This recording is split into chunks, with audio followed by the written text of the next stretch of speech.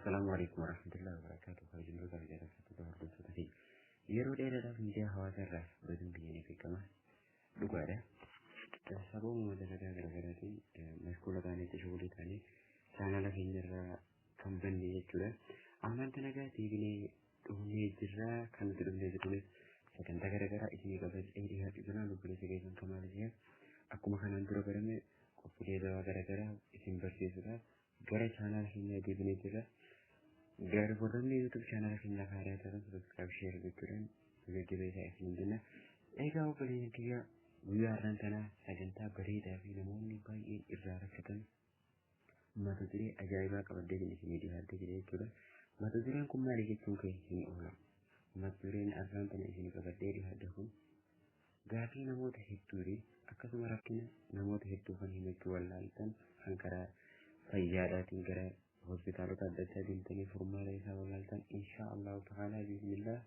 خيم ربيتين وربين ولا تجرى إسمي في اسمه يتولي إذا نجمي سنينجي قوتنكم مالي جتون كيسا هين أولا فلنتاني نران تنا قبل جميل يالجون ساجنتا فيارة قوتي فيارة إسا قوته واي ماشين مالي ماشين مالي جتون مالي كذا ilmu rabu itu ilmu rabu pun ega karena ini tentu hal satu tunda apa tahu tunda ala kulli halin ati rakkina jirufana haragar te duba salpadan akan itu sababatan ilmu ba rabbuman nawakanna ismatu nawadur katalle garumo sababa wantoni gara-gara hangadami sahara hanan tufan akasama sababa gara-garatin ilmu isin argachu ilmu bachu isin itin dadabtu harasal padan osoo isi darkisi manuma keessatti furmaata haraa ittiin argachuu dandeessan qabaddee isiniif dhihaadhee hin jiru jechuudha.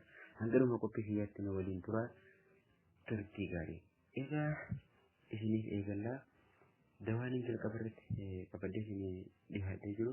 Egaa dura mee kana osoo hin jenne maaliif nama dawaa kana fayyadamuuf kallattiidhaan akkaataan isin ji'a kanatti sirriitti itti fayyadamuu qabdu jechuudha.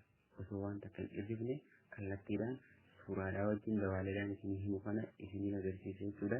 Viidiyoodhaan deeggaree isinii agarsiisa waan ta'eef haalaan tartiibaan itti fayyadamuu qabdu jechuudha.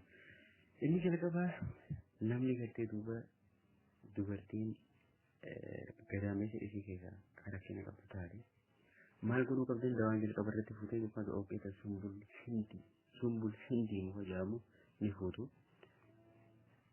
sumbul hindi sana eega booda sirri qafaitee eega gartee hurreessitee gingilchitee booda qorunful ni fuutammaati qorunfulis ni hurreessita ooqiyaa sadii qorunful kunis ooqiyaa sadii ni hurreessita ni daayita haalaan gartee duuba hurraa godhu qabda jechuudha. Hurraa booda eega gartee duuba isa kanaas hurreessitee gingilchitee booda isaan lameenuu bakka takkaatti walitti qabdee isaan lameen bakka takka walitti jechuudha. Eeganaa maal goota ni jirta. Summa ilsinuhaa fi jaalladhu. Eeganaa isaan kana lameenuu walitti jirta jechuudha. Gubbaarraa haasee gartee bishaan itti ganneetee guutumatti ni jirta. Isaa kana gartee duuba eega jirteen booda hanga gartee duuba dumuudhoo takkaatti walitti deebisa jechuudha. Jirtee bishaanii sootuma xiqqishoo gubbaarra gabbuuftee ni jirta. hanga gartee duuba fiiloojii takka walitti jechuudha. Eeganaa duuba suufa jibrii wahii ni fuuta, jibrii xiqqoo ni fuuta. Maalirraa buufii re'eerraa jechuudha. Buufii re'eerraa ni fuuta jechuudha. Waaqifoo ni dhiyeeffata. Takka ammoo jibrii gaalaarraa jechuudha. Jechuun buufii gaalaa kanneen ni dhiyeeffata. Waan ammoo uffatumaan kana raawwatan illee godhuu ni dandeessa jechuudha. eeganaa maal goota summa taxmilu ghayrhaa qaadiyina dubartiin gartee duuba haala kanaan isa kana fuutee maal goota duuba gartee naannoo qaama saalaa kanatti jechuudha ittiin ni fayyadamti isirra keessi.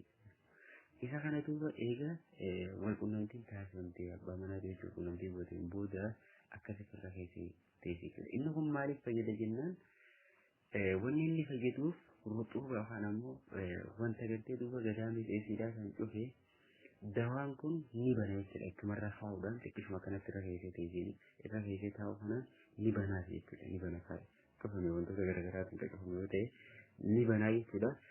Egaa sagantaa kanaaf sagantaan kun akka isinitti tole kan irraa gammaddan kan isaa barattan kan isin fayyadu yoo ta'e sabiskiraayib share gochuudhaan hiriyoota keessan biraan gahaa.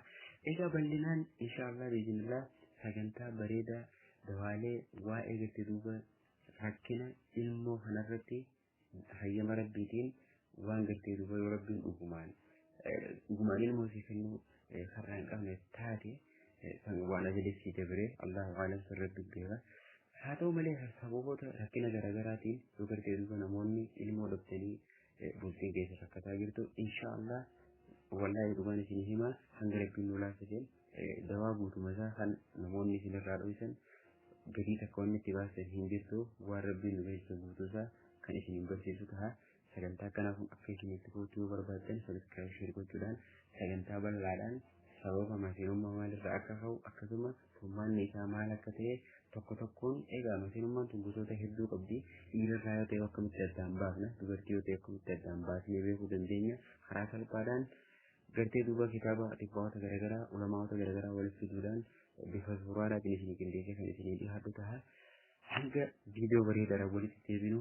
Assalaamu alaikum warahmatullahi ta'ala wabarakatuh.